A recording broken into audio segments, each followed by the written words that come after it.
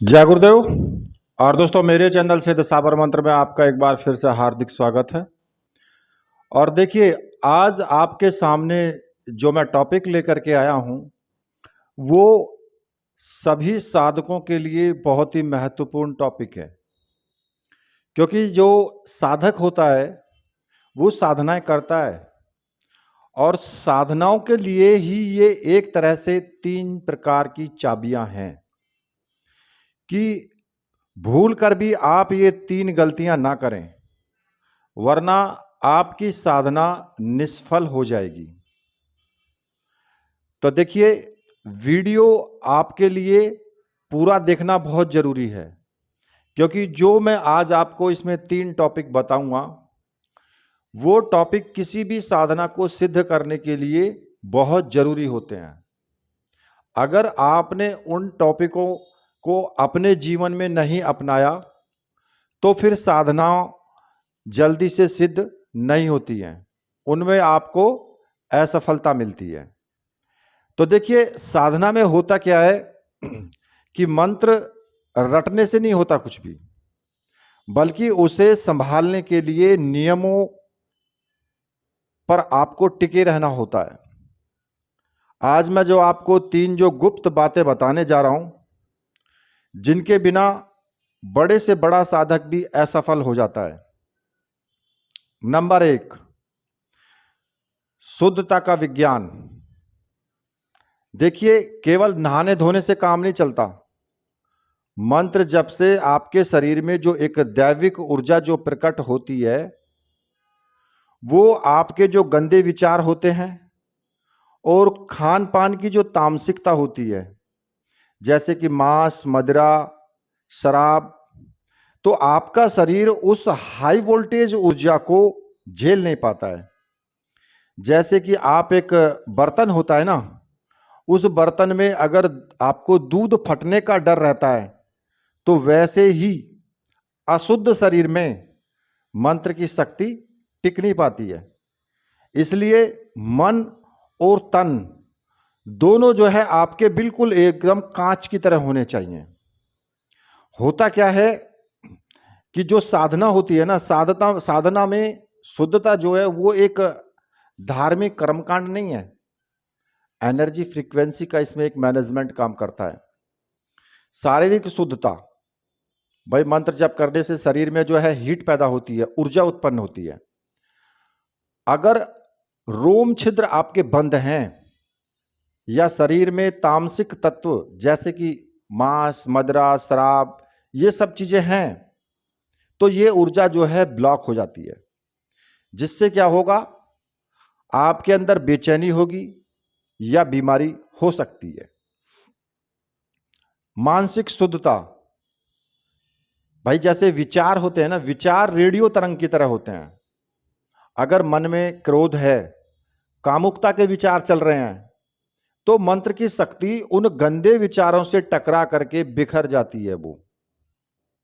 और स्थान की शुद्धता, जहां आप बैठे होते हैं वहां की ऊर्जा जो है बिल्कुल एकदम स्वच्छ होनी चाहिए। अब धूप दीप हम जलाते हैं, वो किस लिए जलाते हैं?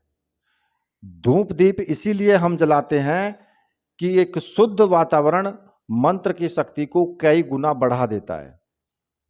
तो ये तो हो गया आपका शुद्धता का विज्ञान, ठीक है।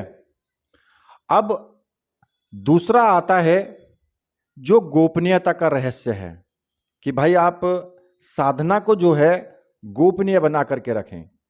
ये दूसरी चाबी है। ये तंत्र शास्त्र जो कहता है वो ये कहता है कि साधना जितनी गुप्त होगी उतनी ही तीव्र होगी।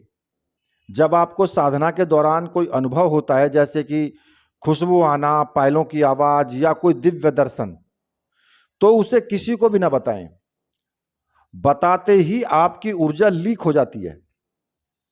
अपनी साधना को एक बीज की तरह रखें आप। भाई जैसे मिट्टी के नीचे जो है आप छिपा देते हैं ना बीज को, तो वो एक विशाल वृक्ष बन करके निकलता है।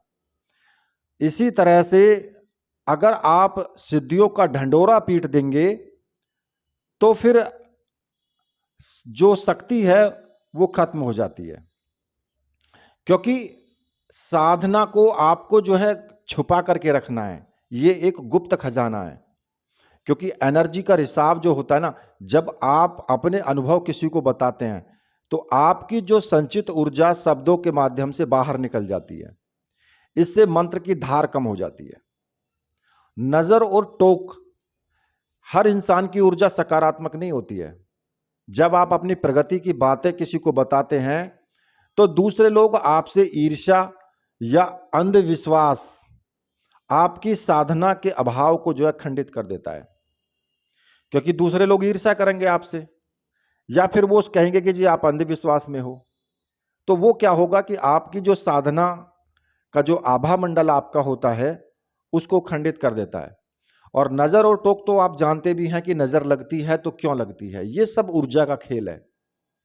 कहते ना कि तो पहले बड़े बूढ़े या कहा करते थे कि टोक लग गई इसको, इसको झाड़ा दिलवाया जाए या इसकी नजर झाड़ी जाए। और जैसे ही आप नजर झाड़ते हैं तो वो बिल्कुल एकदम ठीक हो जाता है। इसी प्रकार से जो सिद्धियों का नियम है वो गुप्त साधना में ही वो सिद्ध होती है।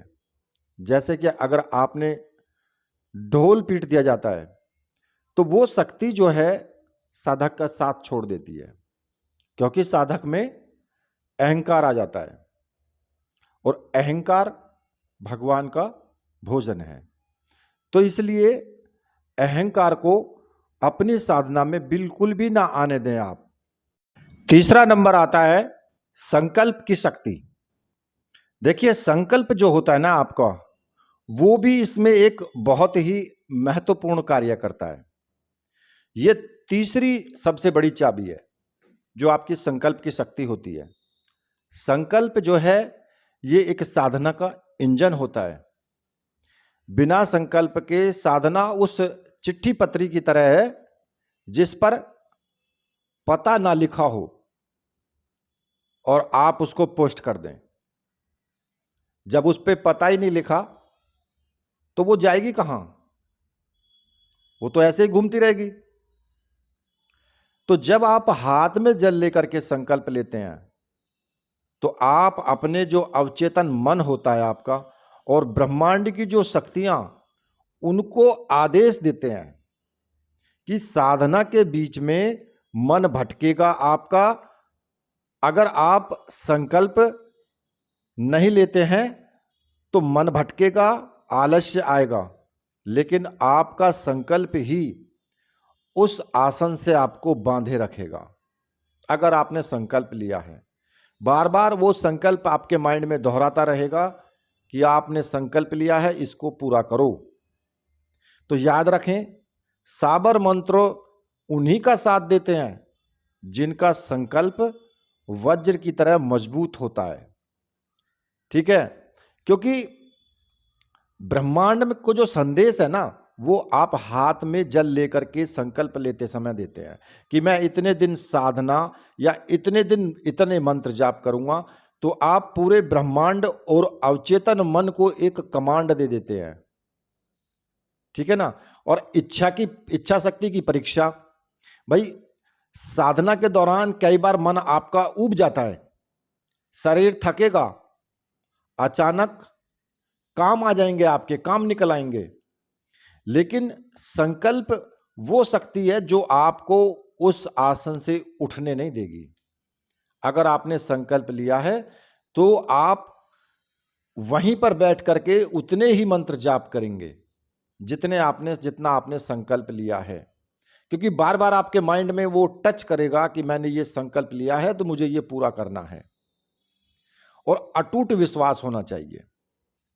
संकल्प का अर्थ है चाहे फल आज मिले या कल, मैं अपने रास्ते से नहीं डिगूंगा। साबर मंत्रों में कसम आन तभी तो काम करती है जब साधक का अपना जो संकल्प है वो वज्र के समान एक मजबूत हो। ठीक है ना। तो देखिए, शुद्धता एक बर्तन है, एक कंटेनर है, और गोपनीयता उसका एक ढक्कन है, और संकल्प जो है वो उसका ईंधन है जो आपको लक्ष्य तक पहुंचाता है। अगर इनमें से एक भी गायब है तो आपकी साधना निष्फल हो जाएगी। तो इसलिए आप शुद्धता की बात करें, ठीक है, संकल्प की बात करें। तो इसी प्रकार से जो ये 3 जो मैंने अभी आपको टॉपिक बताए हैं, इन तीनों का आपको पालन जरूर करना चाहिए। अगर 3 नियमों का आप पालन करें तो फिर देखना आप मंत्रों का चमत्कार। सही विधि होनी चाहिए, सही तरीका होना चाहिए और नियमों का पालन होना चाहिए। तभी जो है आप साधना में आगे बढ़ सकते हैं, ऊंचाइयां छू सकते हैं। कोई भी मंत्र ऐसा नहीं, कोई भी साधना ऐसी नहीं कि जो सिद्ध ना हो। 100% सिद्ध होगी, अनुभव भी होंगे। बहुत से लोग बोलते हैं अनुभव नहीं हुए, कारण यही होते हैं। अब वो इन चीजों को जानते तो नहीं है, मंत्र में कमी निकाल देंगे, सामग्री में कमी निकाल देंगे, गुरु में कमी निकाल देंगे, कहेंगे यूट्यूब पर तो सिर्फ ऐसा ही मिलता है, कोई विश्वास नहीं है। दूसरे में कमी निकालना आसान है, लेकिन अपने भीतर कमियां जो हैं उनको ढूंढा कभी नहीं, ढूंढा कभी, कोशिश ही नहीं की ढूंढने की कि हमारे अंदर कमी है क्या। अगर आप अपने अंदर की कमी देख लो तो सामने वाले की कमियां आपको बिल्कुल भी नजर नहीं आएंगी, क्योंकि जब आपके अंदर कमी है तभी दूसरे में कमी नजर आएगी। ठीक है, तो देखिए, साधना को करें, प्रेम से करें और इन 3 चीजों का ध्यान आप जरूर रखें। इसी के साथ मैं आपसे विदा लेता हूं। मेरे साथ बोलिए, बोलिए वीर बजरंगबली हनुमान जी महाराज की जय। बोलिए मेरे परमहंस गुरुदेव की जय।